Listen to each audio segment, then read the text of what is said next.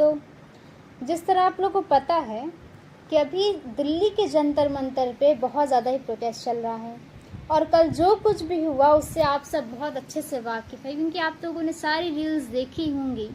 है ना, कि किस तरह से बच्चों के ऊपर लाठी चलाई गई, टीयर गैस फेंका गया और किस किस तरह से उनको प्रताड़ित किया गया है। ये बात से हम सब के सब बहुत ही अच्छे से रूबरू हैं।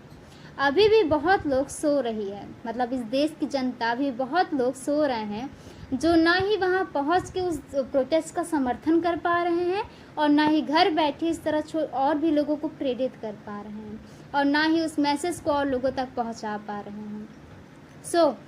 अगर आपको ऐसा लगता है कि आपने अभी तक नीट का एग्ज़ाम नहीं दिया है या आपने और भी अदर कॉम्पिटिटिव एग्ज़ाम नहीं दिया है तो हम क्यों जाएं,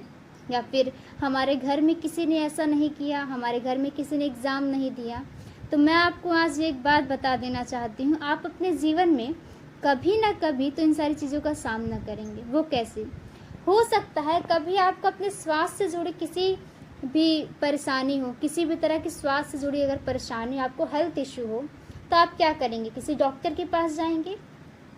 या आपको अपने किसी तरह का, आपको कोर्ट का, किसी तरह लॉयर का अगर आपको काम पड़ा, या फिर आपको किस तरह के पुलिस की हेल्प लेनी पड़ी, या फिर किसी भी तरह से आपको लेखपाल का या फिर किसी तरह से भी आपको उनकी ज़रूरत पड़ी और आप उनसे हेल्प लेने के लिए गए, आप इलाज करवाने गए और सोचिए अगर उस पोजीशन पे गलत इंसान बैठा है जो उस पद के योग्य ही नहीं है,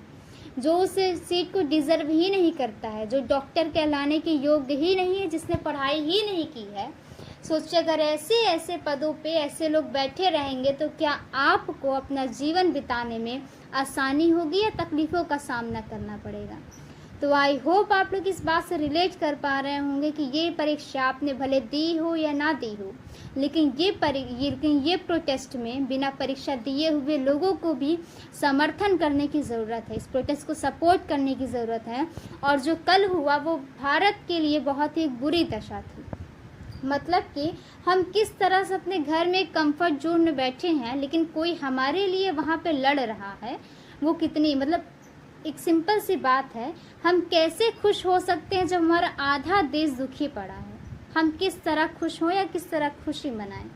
है ना? तो हमें भी प्रोटेस्ट करने की ज़रूरत है। नहीं जा पा रहे हैं सो ओके, क्योंकि सबके लिए पॉसिबल नहीं है, मेरे लिए भी नहीं है, लेकिन मुझसे जो कुछ हो पा रहा है मैं कर रही हूँ। आप ईमेल आईडी पे उनको बोलिए कि वो रिज़ाइन करें, क्योंकि अब तो धर्मेंद्र प्रधान का इस्तीफ़ा लेके ही मानेंगे, क्योंकि कल जो कुछ हुआ वो बहुत ही गलत हुआ बच्चों के साथ। और क्या अपना हक मांगना गलत है?